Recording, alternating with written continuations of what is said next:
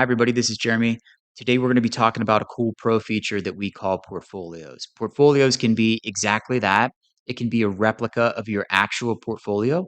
If you're a money manager, this can be replicas of the model portfolios that you have your clients in, or you can create a watch list. These are securities that you're thinking about buying, and you're just waiting for that perfect time to buy them according to their distribution risk.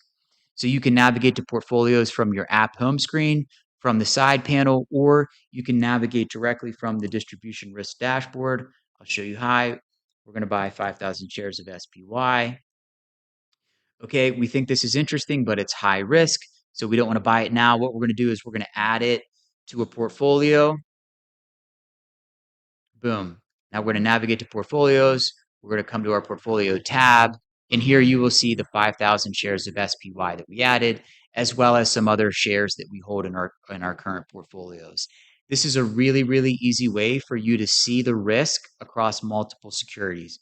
So if you're a portfolio manager or you're an individual investor, you're thinking about rebalancing, here's where you can see the aggregate distribution risk on a real-time basis in your portfolio.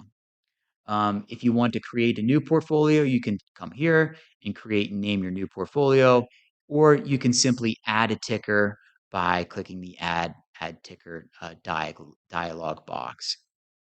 If you want to remove securities from your portfolio, simply click on delete and the security will be deleted from the portfolio. So we encourage you to create a bunch of different portfolios and watch lists so you can see the risk across multiple securities and different asset allocations. Thank you so much. Hope you like these videos. If you do, please subscribe to our YouTube channel, ring the bell, like the video, and also follow us on Twitter at FairShares Inc. Thank you so much and have a great day.